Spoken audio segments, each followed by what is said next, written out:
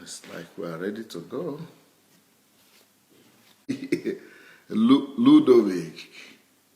Ludovic, boss, wow, Shegun, you are just, you are a different breed. Victor Gudikwe, Asanatu, Akinfe Samuel, Fumi Adewuse, Flair Karen, Obediah, Olukayode, good morning, everyone. Pastor Irene, good morning. Jake Hockey, Mashu, Bobo, good morning. Good morning to all of you. Bebe, Lemmy Gwenga, good morning. Nkiru, good morning. Wisdom, Ifeanyi, good morning. Solomon, from Perth, Australia, wow.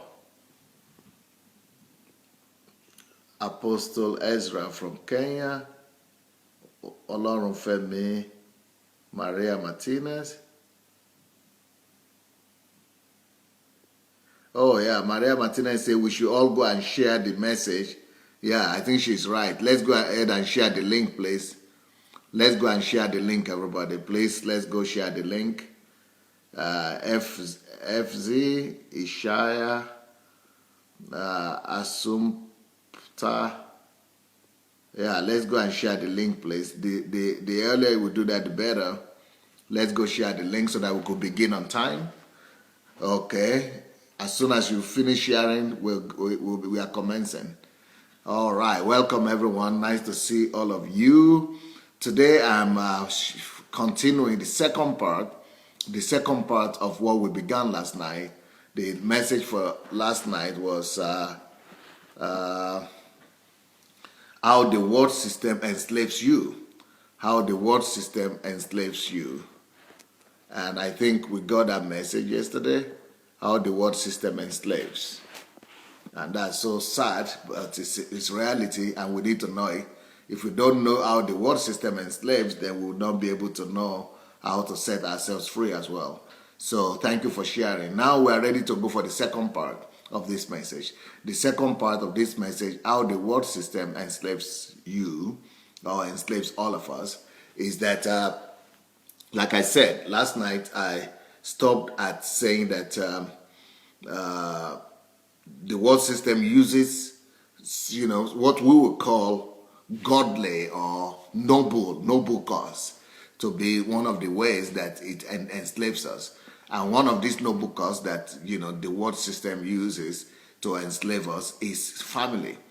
Everybody feels like marriage. I stopped at point 15 yesterday. So the next point is that the fact that, Satan tries to use marriage and family to law us. Actually, most of the time, I'm sorry for this, but I hope you understand me.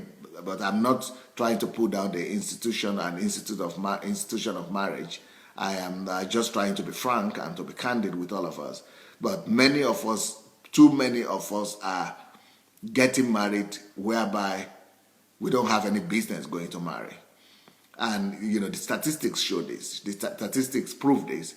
Because many people, can you imagine that 8 out of 10 marriages in most countries are breaking down?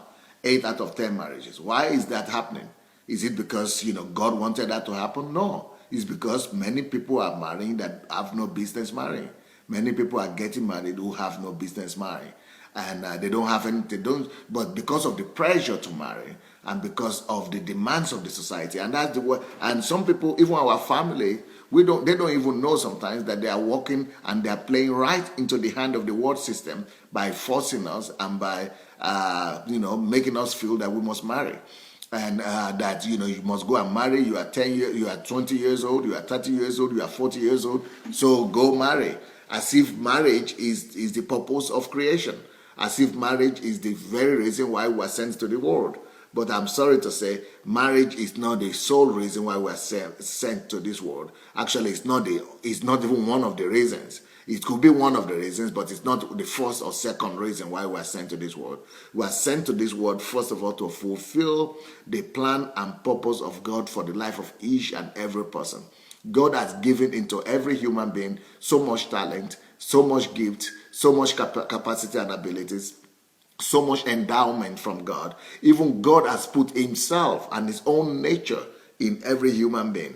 So much has been invested into you that marriage or no marriage or no will never cancel that. Either you are, even if you are never married or you are never going to have children, that will still never reduce you in God's eyes. It doesn't reduce your worth. It doesn't reduce your quality before God. It doesn't reduce your glory before God. God has already crowned you with glory and honor. So that glory and honor is enough for you to glorify him on earth. It's enough for you to please him on earth and to glorify him and to do his will and accomplish his purpose on earth, even without you marrying. So, but the way it has been set up in the world today, as if marriage is the whole purpose of human existence. So some people are even married who are living in unhappy marriages and on very terrible situations and circumstances in their marriage, but they think they have to be there. They have to remain there because it's a status thing. They think it's the purpose of man,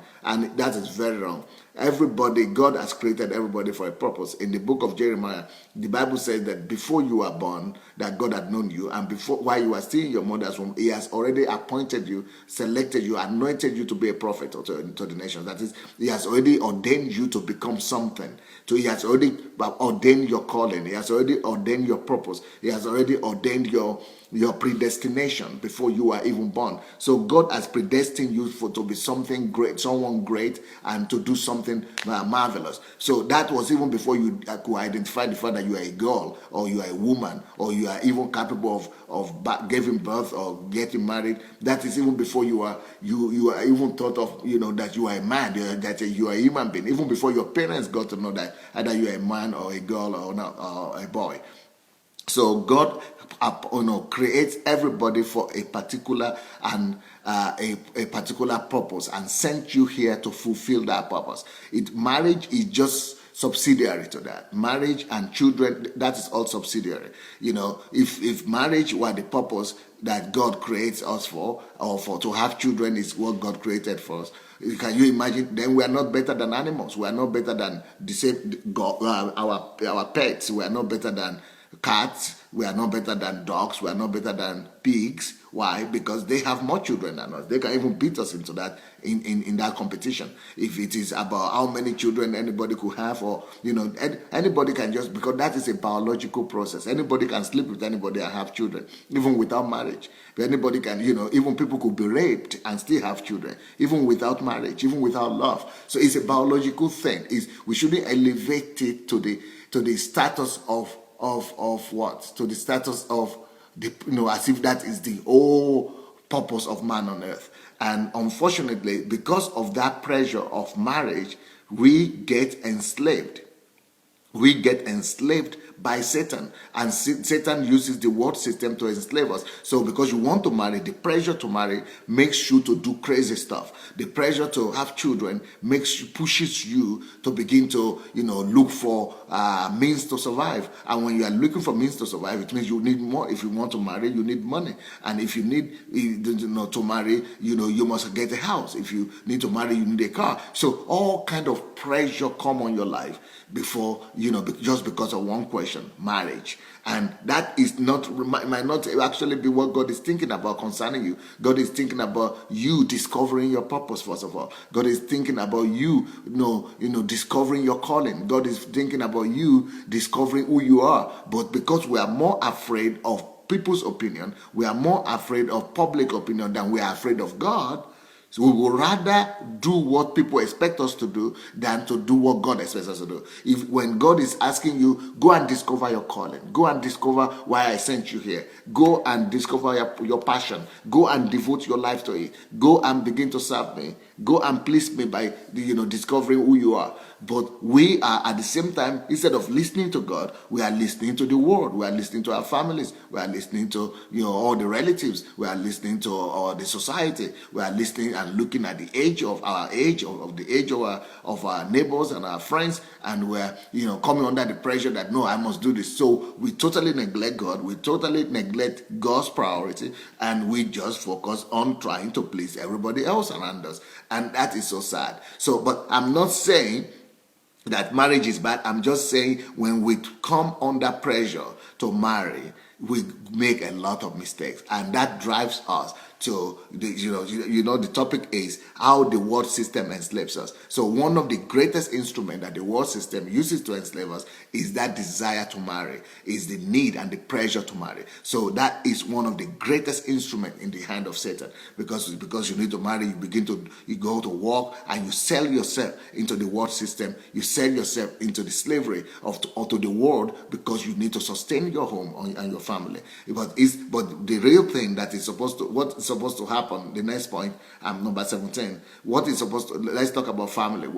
Even if you need to marry, the problem why 80% of marriages now are failing is because we get into marriage without due preparation. And one of the greatest preparation that you could do before you go into marriage is for you to be financially free. You must try to be financially free, especially if you're a man. You must try to be financially free before you go into marriage. Because when you go into marriage without being financially secured, without being free financially, that marriage will become a bondage to your destiny for the rest of your life. And not just a bondage in the sense that the marriage itself is the one binding you, but the marriage will be forcing you to go and sell yourself, to go and do things that will hold you. For example, if you are not financially free before you got married, you will need to go and work and sustain that family. And then you are afraid of getting out of job. You are afraid of losing your job. You want to keep on working for the rest of your life so that you'll be able to sustain your family for the rest of your life. So that is, a danger right there. What I will advise people to do is to first of all discover their life purpose before they marry.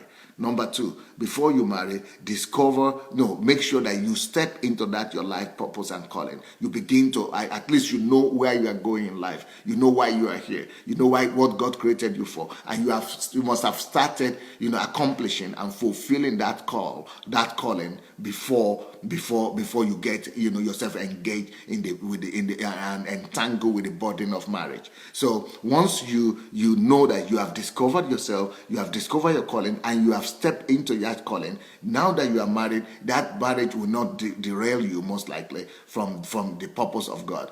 At least you have already started fulfilling the purpose of God. You have already started accomplishing your purpose, and most likely now you will continue to do it. But when you don't have your purpose, and you might never get to finding out your purpose, because you need to cater for your family, because you need to cater for your children. Especially if you are a woman and you begin to have children, you cannot throw away the children. You cannot abandon the children to go and be looking for your purpose. You need to take care of your children. You need to, cater for them. You need to meet their needs. So that pressure that you have children now will totally cut you off from the very purpose why God created you. It's so sad. It's so sad. And because you have, and the major bondage is that you have to go and work, and because you need for money, and then that all puts you under a restriction, and you live in that restriction for the rest of your life, because after you marry, you need to begin to get more money to prepare for the children.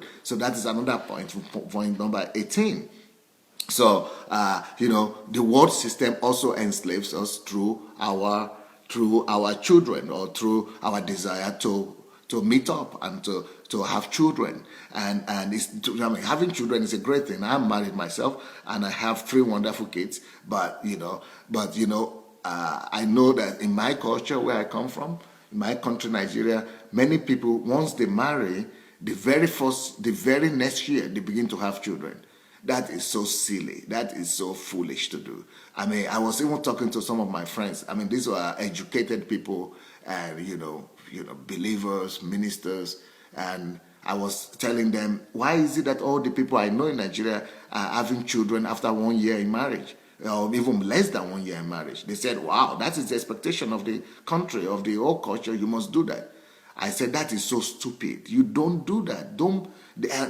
A whole country having children the very first year, unless they're having issues. And they were telling me, these are educated people, they were even telling me, oh, you must have children the first year, because if you don't, everybody will think that you are having issues, and nobody wants to carry the stigma of having issues or having problem, or people to suspect you that you are having issues, or they don't want relatives to come and be asking questions why you don't have children. But how could you ever do that? I mean, in my own opinion, even if you are married, make sure that before you begin to have children, you take out the 3 years. I think at least 2 to 3 years. In my case, we began to have children only in the 4th year of our marriage, and not because we had issues, but because we needed to wait. First, I think that anybody that is marrying and is beginning to have children immediately is not wise. It's not acting out of wisdom, because first of all, any amount of money that you have when you just married and you are just two of you, husband and wife, is still, it might not be enough unless you are totally financially free, of course. But if not, you might need to make a totally different level of financial planning for children to come. So for you to do that, you need time to prepare, to gather finances, to make yourself more secure before you begin to have children. Because once you begin to have children, that means that your wife will not be able to work anymore. That means that you have to be catering for not just the two of you now. You have to be catering for the third baby, the baby, the third person in your family. So I think that anybody that is married after marriage, I mean, if you're not too old, of course, and you want to beat time, but there's exceptions. But I think only after 3 years, anybody could consider having children if they really want to be free and make their family comfortable and not be under unnecessary pressure and undue pressure financially, and you don't want to be under pressure of not even spending time with that same wife, or without, then you have to leave the woman at home most of the time. That woman has to be taking care of the child herself, or she has to go and bring the mother or somebody from the family to be with her, and she will never see her husband. The husband is hustling and trying to make ends meet. It's a crazy life. And my ideal way of doing it is that, and that's the way I did it with my wife. We planned everything. After we married, we waited for 4 years. Our son was born only in the 4th year of our marriage. And then, but during that time, I was able to, we were able to get a bigger house. Because when we just married with my wife, two of us were living together for about 4 years in a 2-bedroom apartment. So when we know now that after 4 years we are going to have children, so we're able to move to a 4-bedroom apartment. So that is enough. That is making us more comfortable to deliver us from any additional pressure. Then also I made sure that by this time we already started we have a car that will be able to take care of the family. And then besides that, I also made sure that we were having enough money to be able to hire a nanny, so that the nanny could stay in our house and help my wife also most of the time. And also I also make sure that all kind of help that she needs will be there for her, so that just less stress for the family. And I think that that is absolutely must be planned for. You don't just begin to plan for a nanny after the baby is there, or after the second child or third child, also you might need, there's some help in the family as well, for people to come and be helping you to cook and prepare and clean the house. All those kind of things need to be provided for. And if you don't want to run crazy after you started having children, then you begin to abandon that child and you begin to disappear to work, and you want to plan these things ahead of time. You want to make sure that you make provision for that. So anyway, what I'm trying to say is that, one of the other ways that Satan tries to, that Satan uses to enslave us is through children. And some people don't even stop at one child. When they don't have money, they begin to have second child, third child, fifth child, seventh. That is just, people are just not using their brain. That is so sad. Somebody said, well, it is how many God gives that we take. Well, don't put that lie on God. If you don't sleep with that lady, God is not going to give you all those children. You have to just discipline yourself and do some, planning, controlled stuff. I mean, those children will grow up and they begin to curse you and begin to wonder, why did you send us to the world if you couldn't cater for us? Why did you even make us when you couldn't, provide for us? They will begin to curse you and hate you. And you don't want that. That is one of the ways that Satan uses the system of this world, the pressure, just that sheer pressure of people asking you to do this. Why are you not having children? How many children? All those pressure, they make us slaves to the system of this world. So don't blame God. Don't blame God. We have to blame ourselves and our lack of, our failure to use our brain. We have to blame ourselves. That's just the only person to blame at the end of the day.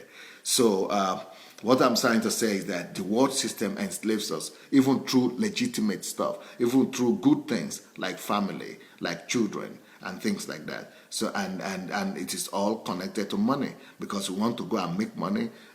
We have to sell out because we want to have a family. We want to have children. We have to sell ourselves into slavery to go and make more money, into slavery of work, into slavery of salary, into slavery of just getting survival, trying to survive. Because we want to have children, that means also more expenses, and because of those expenses, we go and sell ourselves also into slavery of the world system. And then when as the children grow up, that slavery gets bigger. We begin to because the children need to go to school, and then more expenses are coming. Then for the next 10 years or 12 years when they're going to be in high school, only expenses. And if you want to try to be responsible, then it means that you are working more and more to make more money, and you are becoming more and more slave. You are selling yourself into more and more slavery. It's just crazy. It's just crazy. And then, when they go from high school to college or university, then you even need to work more, and you sell yourself into more slavery. So a lot of problems, come with our desire to fit in, our desire to be like everybody else. And those are some of the things that the world system uses to enslave us. Okay, let's leave the family aspect alone. Well, the next thing that Satan uses to enslave us is, is what they call salary increase.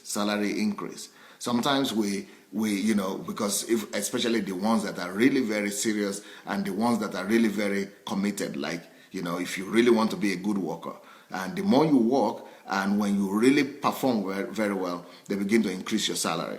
And it's a good thing when they increase your salary, isn't it? It's a good thing that they are increasing your salary. But once they increase your salary, another vicious circle of slavery begins. Once they increase your salary, you begin to feel that you are a big man, and you begin to feel that, okay, now that I have I used to make $1,000, so I could live in a small 2-bedroom apartment or 1-bedroom apartment.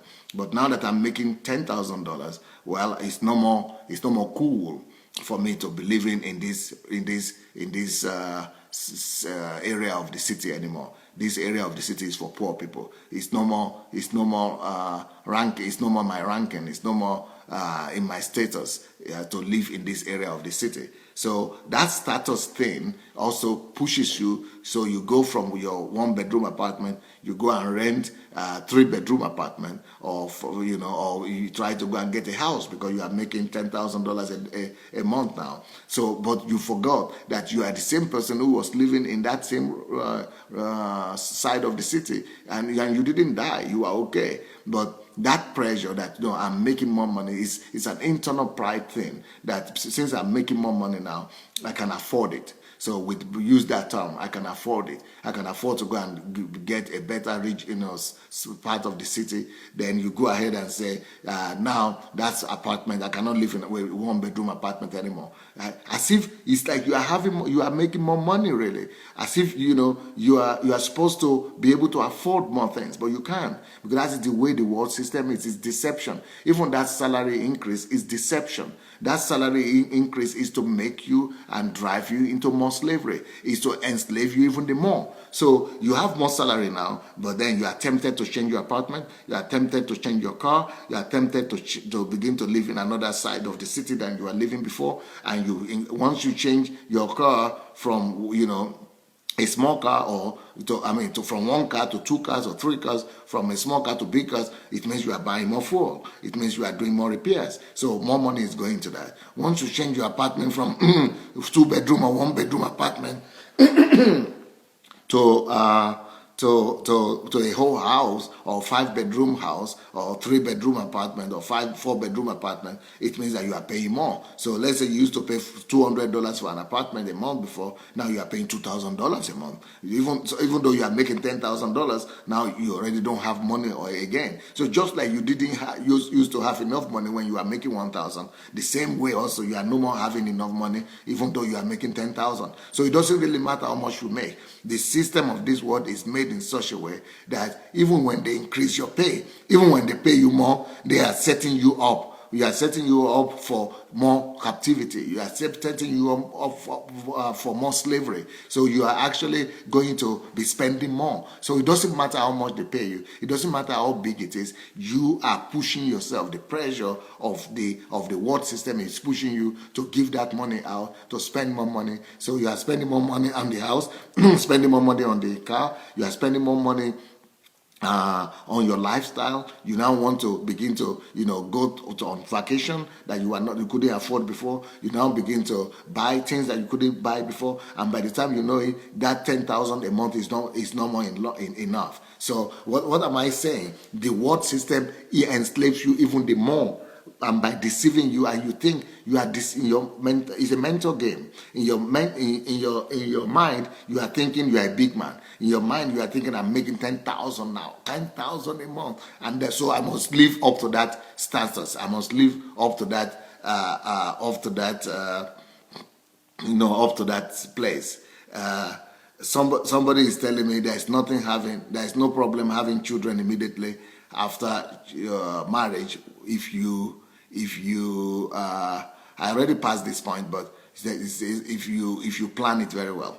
Well, if you want to talk about that, let's discuss about that later on. It's a problem with having children after marriage immediately, the first year of marriage. It's not just because of money or because of planning. There are a lot of other complications. For example, if you just met somebody, you just married, let's say, you married this year, and if you want to have children that same year or the next year, it means that in the next 3 months after your marriage, your wife is already pregnant. For your wife to be pregnant 3 months into marriage means you never have time to get to know each other. You never have time to get to really know her and spend time to know each other, your likes and dislikes, and to really get acquainted and get familiarized. And that is a problem, because once a woman gets pregnant, she's already no more herself. A woman that is pregnant, all her, body system changes, all her hormones begin to come into play, and she's beginning to be in mood. So it's not more that person you married. Even though she's pregnant, you're still looking at her, she still look the same, but her emotions are no more the same. Her feelings are no more stable. Her hormones are no more stable, and a lot of complications. So you don't even know each other, and when the baby comes, all the attention goes to the baby from the side of the husband and the side of the mother especially, and you don't know each other. That is why crisis and conflicts will always be present in your family. There is no. I'm an experienced dude. I'm a very experienced person. I'm pastoring thousands of people, and I know people, and believe me, if you want to talk about that, we'll talk about that later. But let me continue. Let me continue about talking about this topic that we are facing right now. What I'm saying is that the world system uses all kind of tricks to enslave us, especially salary increase, and that makes you to become even more slave. So, but let's go ahead. Apart from salary increase, what are the other ways that the systems of this world enslaves people?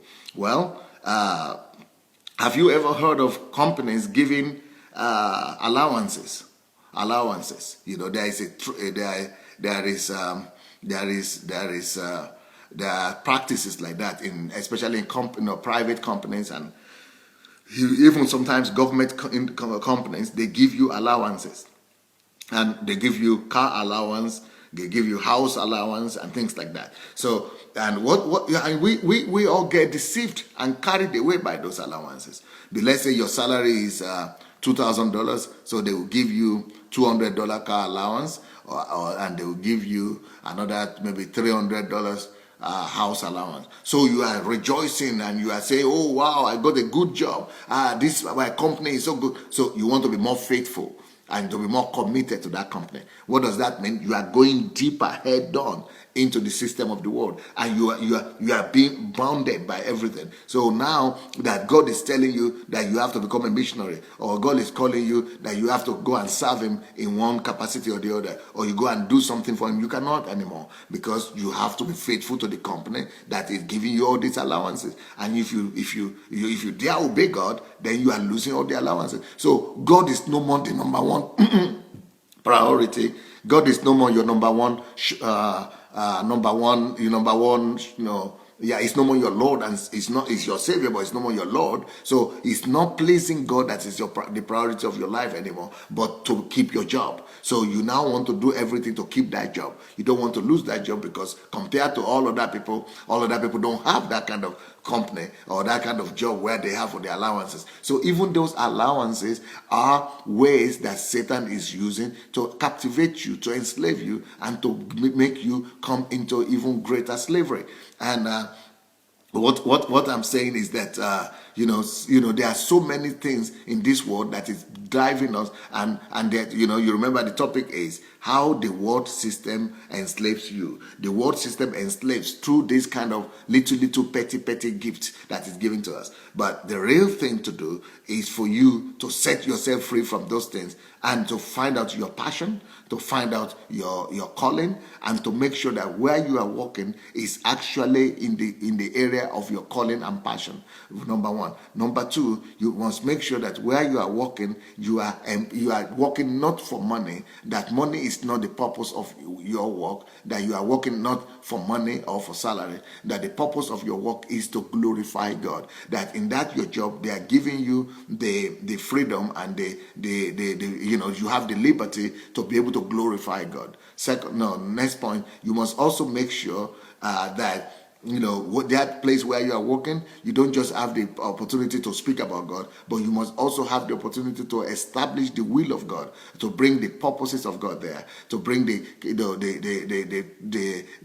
principles and the values of the kingdom of God, and establish it there. Why? Because work is ordained for the glory of God. Work is ordained to expand and establish the will of God on the earth. So if your work is not allowing you to do that, you know that maybe you are only there temporarily, or you are only there to learn some things, or you are only there to make your first money until you are able to now go ahead and do what you need to do for God who created you. We are created by God for His purposes. He created us and sent us to this world for us to establish His will and His kingdom. He wants us to seek the kingdom of God first and His righteousness. He wants us to be instrument of His righteousness. He wants us to be instrument of His kingdom, to be His kingdom carriers, and His God imposers, to impose God and the kingdom of God upon the whole sphere of the earth. But we cannot do that because we are bound by the world system, because we are captivated by the world, because we are working for the world system,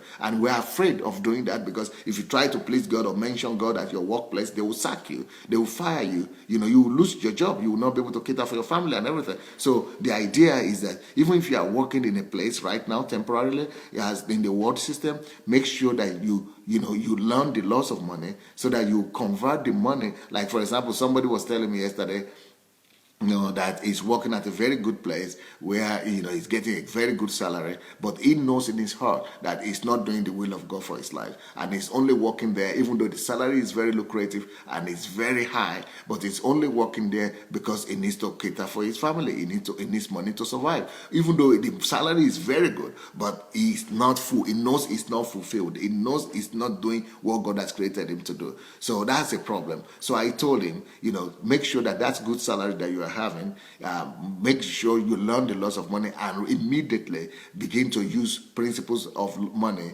by saving the money. Make sure you save as much as possible money, number one. Number two, don't just save the money and put it at home. Make sure that the money you have saved, you are sending it for investment. That's number three. Number four, make sure that the investment you are doing, you duplify it and put them in different portfolios. And then next point, make sure that you have enough money coming in for you, more than what you are making in that work. And while you are still in that work, before you resign from that work, make sure that the new money salary you are getting, you are adding it to your investment to upgrade your investment more and more. So once you now know that you have enough streams of income and you have enough money working for you, you are not the one working for money, then you can set yourself free. You'll be going now to work for what God, he said he likes to teach. So I said, okay, you can now go and begin to teach and begin to do what God wants you to do. So now you know that you are, even though you are still monitoring your business, you are still controlling it, but you are now the owner of your life. You are now, God is now the owner of your life. You are now you only depend on God now and on yourself. You are no more depending on that you are no more depending on your job. You are no more depending on your salary. You are no more afraid that somebody will fire you tomorrow. You are no more afraid of speaking the will of God, of confirming, or carrying the kingdom of God, or bringing His righteousness. You now belong to yourself. You belong to God. So God could truly be the Lord of your life, not just your Savior. So some of you right now are working. Maybe you don't need to be in a hurry to quit your job, but be using the money right now to, maybe you need to cut your expenses in some things, and you begin to use that time you have, the little time you still have to work in that place and make that money, to begin to redirect the money and use the money for the purpose of setting yourself free from the world system. But if you have a burden, like you already have 3 or 5 children and you already have a high taste, you already live in expensive house or in a broad area of the city, and then you are in trouble. Even though you understand everything I'm saying right now, but it will be very difficult for you to move from your 5 bedroom bungalow house, or to move from your duplex or from your big house to go back into 2 apartment house. Some people will not be able to do that anymore, because you are bound, hands and feet. You have sold yourself already to the deception of this life. So you cannot, reduce your way of life anymore. You don't want to reduce your way of life. You don't want to, reduce your standard of life.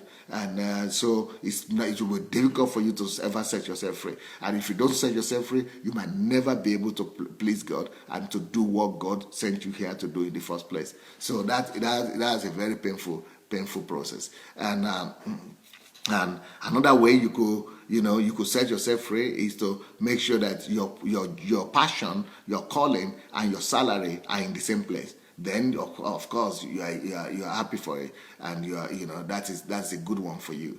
But when you are working and depending on salary, when you are working and depending on some boss or some people paying you, even if it is church, sometimes church also could be the world system. Churches also have been built in such a way that the churches are no more geared to releasing you to do your will, to do the will of God for your life.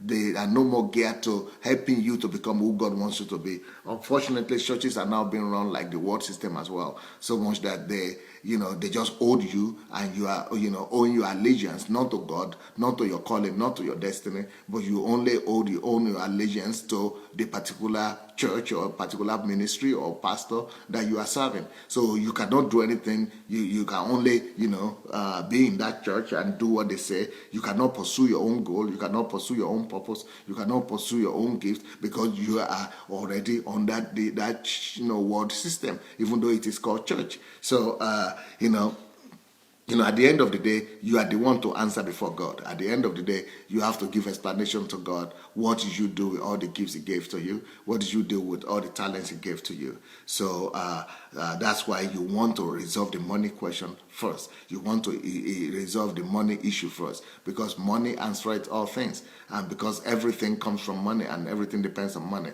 So if you don't right now set yourself free from dependence on money, you will always be enslaved forever, and you will be able, you will not be, when you meet God, you'll be in a lot of shame, and you will not be bold enough to to stand before God, because you have just wasted 70 years or 50 years or 60 years of your life on earth without even starting, without even beginning to do what God created you for in the first place. So so it's a sad thing. It's a sad thing. So yeah, we spoke about allowances, how Satan uses allowances to make you more committed to the system of slavery of this world. The next thing that Satan uses to enslave us is that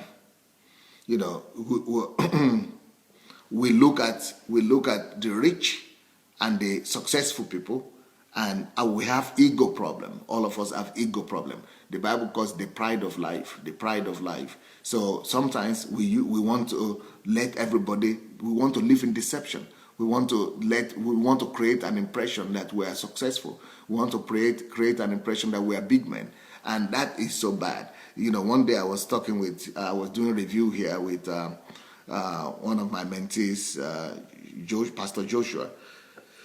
And he said that, it is called packaging. That so if you are buying clothes that you cannot afford, you are dressing the way, even Pastor Sunday will not dress. You are dressing and you are wearing what, even your parents cannot afford, and you're there, although you don't work. And then you are saying it's packaging. So, of course, I know that you have to dress the way you want to be addressed, but not to the extent of, creating a false image about yourself. So some of us are creating false impression, false image, and we are building false reputation and false image about ourselves. So that deception to live the false life, the false image life, that deception to want to deceive everybody and let people know, or let people think that you are a big man, or you are from a rich family, or that you are doing well, or that your family is really doing well, or that you have money, or you are making a lot of money. That files of wanting to live big is another deception that that Satan is using to captivate us, to enslave us, and put us under this world system. So if you really want to really be free from the world system, please just be humble. Humble yourself, put yourself down, and let your heart be broken before God for real. Repent before God for living an empty life, and living a life of deception, trying to make false impression to people that you are who you really are not. And if you can do that, if you could just humble yourself and say, God, I just want to live by my means. I want to live by, according to my strength. I don't want to create any impression that I'm rich, that I'm coming from successful, that I'm successful, because that would drive you into wanting to, prove it. You want to keep on proving. And once you have created that impression that is your level, that's your standard, you want to maintain it. So you are forced to regularly, try to perform. And many people, unfortunately, they go to debt. They go and borrow to live, to be able to maintain that lifestyle. Many people go and do crazy stuff. They go. I've even seen people in this country where I live. I mean, I saw some young girls in my church. They are in their 20s. They are friends. They live in the same house. So you know what they do? They go and borrow each other's clothes and wear. I said, what? So they go to party. So this one will wear that clothes next week. That one will wear this other person's clothes. Anybody that has any clothes, they begin to borrow it from, just to create an impression. Just to create an impression. So they are changing clothes that this other girl has, gives to this one. Why should you do that? Why are you not satisfied with your own life, with what you have? just because people want to live in deception. We're deceiving everybody else. And we think that whatever impression we create really makes us who we want to be. But that doesn't change you. You still remain who you are. So that kind of pressure to want to perform, to want to impress, also is a satanic method, and that the world system uses to enslave people. It uses to enslave people. Now, next point. I think I'm in point 2025 now. One of the other things that the world system uses to enslave us is that the world makes you, emphasizes and pushes us and put pressure on us to buy liabilities instead of buying assets. And most people, I never knew the difference about liabilities and assets till I was maybe 38 or so, maybe close to 40, before I even got to know that there's a difference between assets and liabilities. I knew the word, but I didn't really know what they meant. And I didn't know that when I realized this, I went to do an inventory of everything that I had. I didn't know that everything that I had were only liabilities. And that is what the world wants you to do. The world wants you to own everything as a liability. The world will not tell you, the world system is just pushing you to buy liabilities all the time. And the reason is, when you have everything and you possess everything as a liability, you will need to fuel it. You will need to work and begin to support it. What is a liability? Liability are things that you own and you possess that are taking money out of your pocket. Liability is anything that you own or you possess that you have to spend money on. Like in Nigeria, for example, somebody told me that to have internet, just to watch me like this, that I'm talking like this, that they have whatever they call it, I don't know, megawatts. So their megawatts is being counted from every minute, every megawatt is going, and so they're having to spend a lot of money on telephone, on internet, on things like this, just ordinary things. Well, that is a liability right there. So if I were you, if I were living in that kind of country where you have to spend on every megawatt, you have to sit down first and go and make calculations. Where is this money coming from? So if I'm spending it as a liability, where is the asset? Where is the money? You have to set something in motion that is giving you that money, that is making that money back for you. For the other day, I made the example that if you have a car, like somebody wrote something very interesting here. Somebody wrote a comment, very brilliant comment, that he is from South Africa, and or maybe I think South Africa also, and that he has a friend or relative that has a very good job, very good job, very, very well paid, very good job, and that and this job, is paying this man very well. But despite that, the man has one car, but it never goes to work without picking people, like using it as a taxi, without picking people on the street. So he has a good job. He is well paid. He's one of the best professionals that are well paid. But he doesn't use his car just to carry himself to work. He doesn't use his car just to serve himself and his family. Because when you use your car to only serve you, then you are using money to repair it. That's liability. You are using money to buy fuel into it. That's a liability. So that car, for example, is serving you, yes, but it's a whole lot of liability that you are spending money on. So this man is so smart that even though he's having a big salary and he's having a good job, but he's still using his car to pick people, to work on weekends and everything like that. Why does he do that? When people are asking him, but you can afford this, you don't need to do this. He said, the money that I'm using to repair these cars and buy the fuel, I am getting it back and even more through the lifting of people and picking people in the street that he's doing, and that picking in people in the street will also buy him another car, even though he's still having this one. So the wisdom is that for you not to be having liabilities, this car you are having, because you are picking people, you are able to buy the second car, or if you have two cars, you are using one car to bring in money.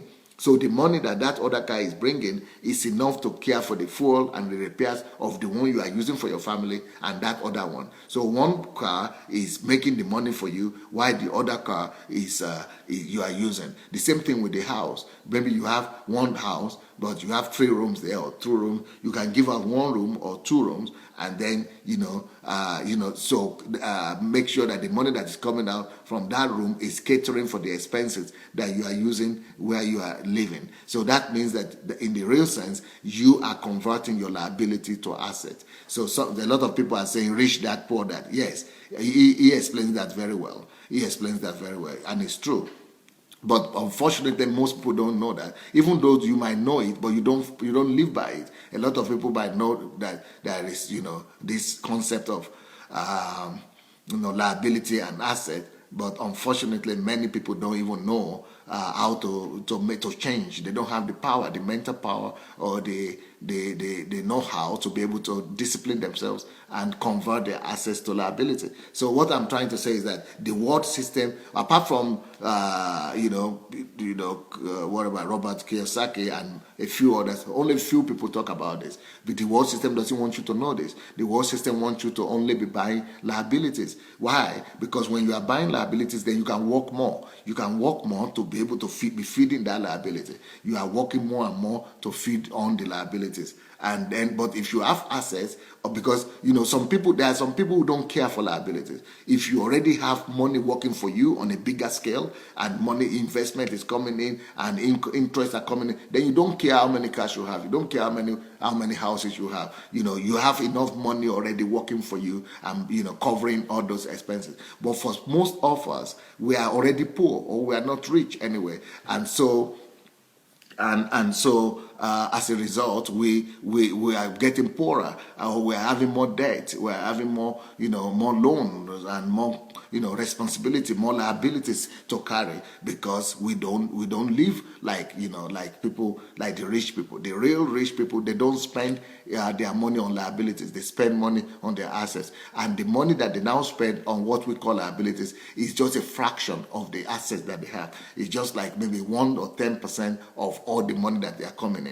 So we are using our last money to buy car, house, and things like that, but they are using just 1 or 2 or 3% of their money to buy houses. So even though they are using big cars like Lamborghini or Benz or limousine, those limousine and everything, they only cost 1% or 2% or 10% of their income, of their assets. But we are using our last penny, our last money. We even borrow on top to buy liabilities, and then we use all our life to pay the debt. So that is the problem of this world, and that's the way the world system works, to enslave you and make you buy liabilities instead of assets. And they never even teach you how to convert from liability to asset.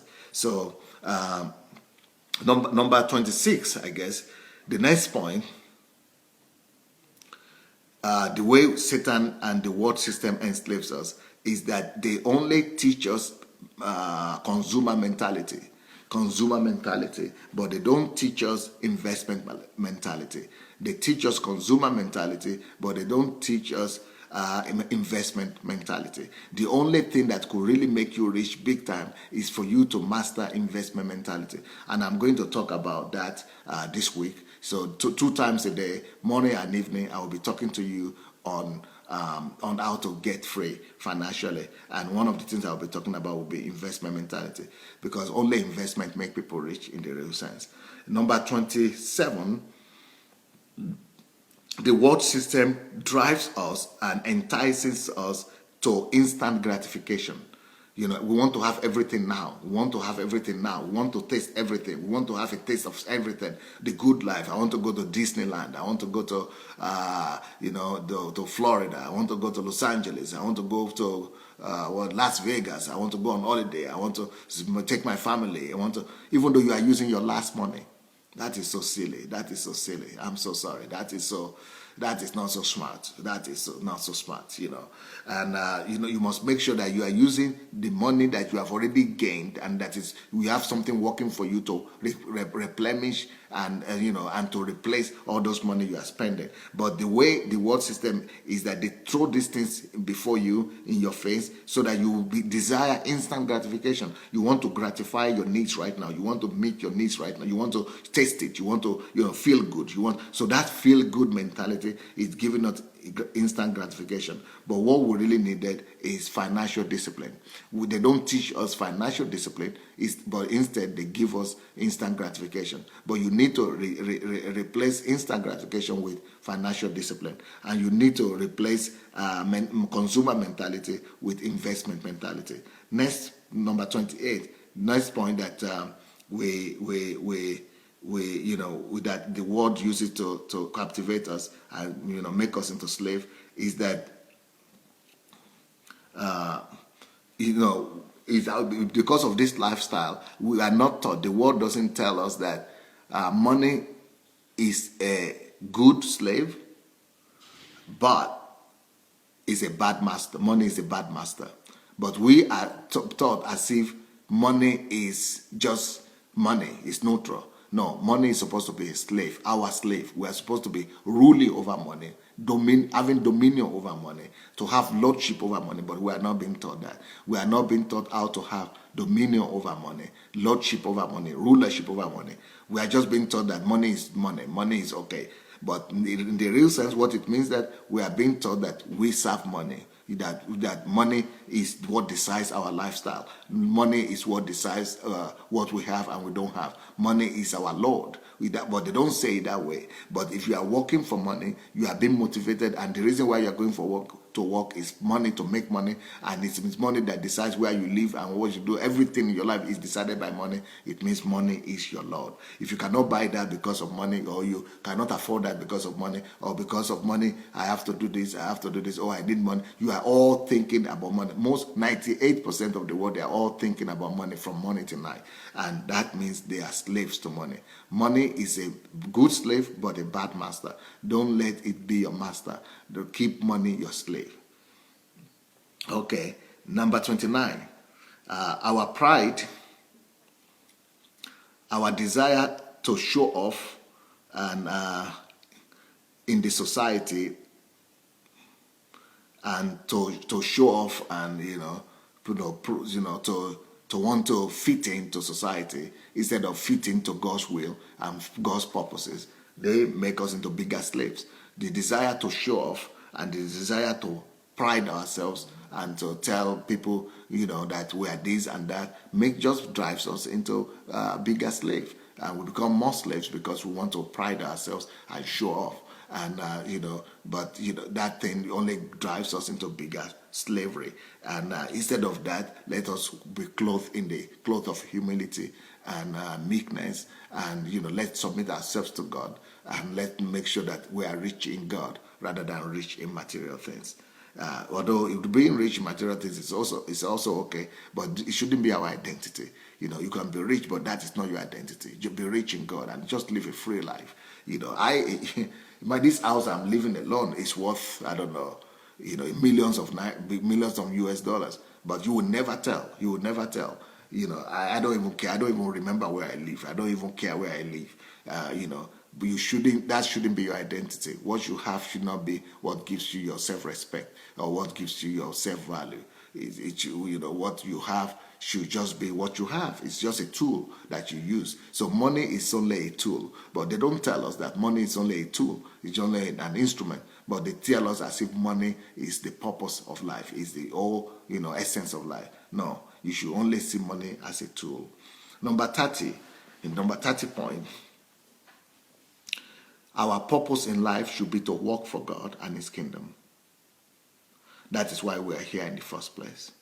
Don't work for money. When you work for money, you are a slave to money. When you work for money, you are a slave to the world system. No, remain a slave of God.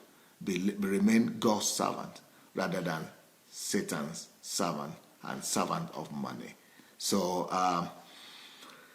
That is what I will talk about today. That is what I will talk about today. But I would like to read out some of what you are writing, and I want you people to write what you are thinking about this my teaching.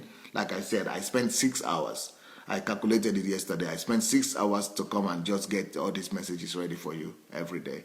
So 6 hours of my life. That's 1 hour of my life is $1,000. 1 hour of my life is costing $1,000, but I'm spending 6 hours on you every day, and so that's a sacrifice for me. So I need to know what you people are thinking. So I need to at least get your response and see if this is helping you.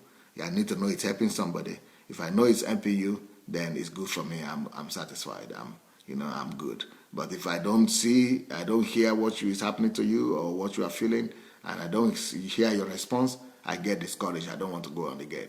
So, let me know. Write something. Let me know what you are thinking. Let me know if this is helping you. And then we'll come back to you tomorrow. Tonight. Tonight, I wanted to talk to you about the loss of money, but I will probably defer that to later on. Let me talk. I will talk to you tonight about how to control your spending. How to control your spending. To stop spending on what you don't have, to buy what you don't need, to impress those people who don't really care. So that's what I'll be talking about today. So let me hear your opinion. Let me hear what you are thinking about this teaching today. Let me know if it blesses you or not. And I will also be reading some of our comments. And as you are doing that, please go ahead and share the message. Let's share this message and let's share the link with people who are not here right now. It might be a deliverance to somebody. Okay, let me see what you're writing. And then Mona said, "You are a blessing to this generation." Oshuko said, "Thanks, Pastor. God bless you." Goba said, "God bless you, Pastor Sunday. I'm so something, maybe so happy also." Pastor Irene said, "Our purpose in life is to work for God and His kingdom, not for money. Thank you, Pastor, for loving us so much and investing in us. I will not fail your efforts." Thank you. I like that. That encourages me. Shona says, "Thank you so much. This message was a blessing." Okay. Charles Ushe said, "Wow, thank you so much, Pastor. We are truly blessed to have you in our lives." Thank you, Charles. Faith says, "Thank you for your sacrifice, Pastor. This is a deliverance message, sir." Thank you. Okay. Everybody is saying thank you, thank you. That word thank you, I'm so used to it now. It doesn't mean anything to me. Don't let us forget to share the message as we're listening. Abby said, "Undiluted teaching. Well done, sir." Thank you. Ted says, "Money is just a way to think you need it to be happy." Yeah, we don't need it to be happy. We need God to be happy. Okay, what is writing again? I'm just seeing amen. Okay, Layo Emmanuel says, "Tweet this, please. Only investment makes people rich in the good sense." Oh, yeah, that's a wonderful idea that Layo is having. Everybody, can you hear me? She's having an idea that all the key words that I said, the key phrases that I say, that I mentioned, that you should be taking some key quotations from me and key phrases and turn them into tweet. So can you please go ahead and tweet some of the key words that I've said there and say, "Pastor Sunday," like here, she has gotten some. He said, "Only investment makes people rich in the good sense," by Pastor Sunday Adelaja. So let's develop that idea of tweeting. Let's begin to tweet the good things that you like, the good phrases that you like from these stations.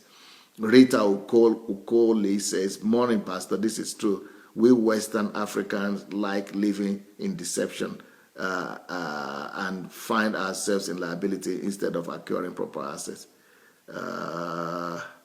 Leslie says, "This message is an eye-opener. Watch out for the next kingdom millionaire." Woo! Now, that gets me excited, Leslie. That gets me excited now. This is the kind of thing I want to hear. So when I know that you want to go and perform and do what I'm teaching and practice what I'm teaching, you get me shouting right there. That, just saying, "Thank you, Pastor. that doesn't tell me anything. But look what she said. This message is an eye-opener for me. I should look out for the next Kingdom Millionaire. That makes you excited now. But that means that, Lacey, you must be there all the time. You must not miss any session this week, because that will really help you to become that millionaire. And it's not a big deal to become. I believe that every Christian could become a millionaire. Every Christian can become a millionaire. No problem at all. Busayo is saying, can't just imagine all this great wisdom for free. Yeah, you see, Busayo, you are right. This is Busayo Isaac. You are very right. This is all for free, and that's why I want to hear your opinion. I want to hear if it's blessing you or not, and what you think about what you are hearing. Yeah, Leslie also says, my mind is being illuminated. This is Rema. Thank you, Pastor. Faith says, they also claim those liability as tax, right? Okay, that's about that. Okay, who is there again? Oluwa Toyin says, Dad, this is awesome. I call him my daddy. Okay, it means you have been blessed, I suppose. He is such a man with phenomenal wisdom. God bless you, Coach. Thank you.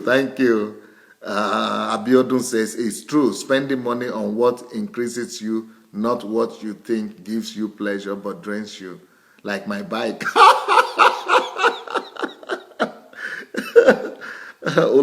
Olumayokun says, I'm in America now. I'm surprised that 90% of people live on mortgages. Well, that's it. That's the system of this world. That's what they want you to do, to live on mortgages and debt and credit and all that. Omotola says, Pastor, this is so inciting. God bless you. Okay. Well. I hope you are blessed. There are so many things you are writing. I will take my time and read everything. Let me see what Pastor Abby Coach is writing. Very inspiring, resourceful, eye-opener, and enlightening. Pray God to give us the understanding to put into practice all that we have been learning through this great, humble man of God. I love you. I love your heart, sir. Thank you. Thank you so much. Yeah, for some of you who are asking what book to read, I think if you get my book, Money Won't Make You Rich, it will really help you. This is my book, Money Won't Make You Rich. This is the beginning. I'm going to write many more other books. Yesterday I made an announcement that anybody that knows how to write, if you're a good writer and you are a tested writer, I want to take you so that you help me. We'll write these books together. So if you are a gifted writer, you might want to write to me to pastor@godembassy.org. pastor@godembassy.org. But this book, Money Won't Make You Rich, is in every bookstore, especially Christian bookstores all over the world. And it is also on Amazon. So you want to go and get this book. It will really be a blessing to you. And also, I am planning to take all these teachings and all this to Africa. I want to go back to Africa after spending 30 years in Europe. I believe that it is my destiny to make Africa, to bring Africa to civilization and development.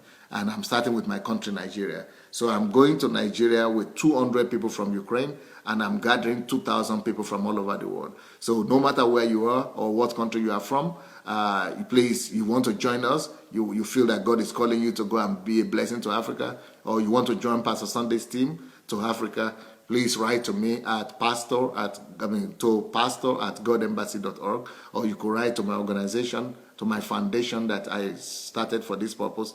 Nigeria Transformation is called. So you can write to Nigeria at SundayAdelajaFoundation.com. SundayAdelajaFoundation.com. Nigeria at SundayAdelajaFoundation.com. And if you have not gotten this book, this is the book I wrote as my flagship to my going to Nigeria, and this is how to resolve the problem of this country, but not just Nigeria, but of any country. So if you are interested and have burden for your country, you might want to get this book. It's on Amazon as well. It's called Nigeria and the Leadership Question. So I will be back this evening. I'll be back this evening to tell you how to manage your, how to be cautious about your spending. Thank you so very much. Let me read another comment from Adebayo. Don't forget to share the link, share this message with everybody, and it might be a blessing to somebody. Please don't forget to share it. Adebayo said, the chains of financial bondage has been broken and secret of kingdom millionaire is now unveiled this week. I am pregnant already and looking forward to deliver soon.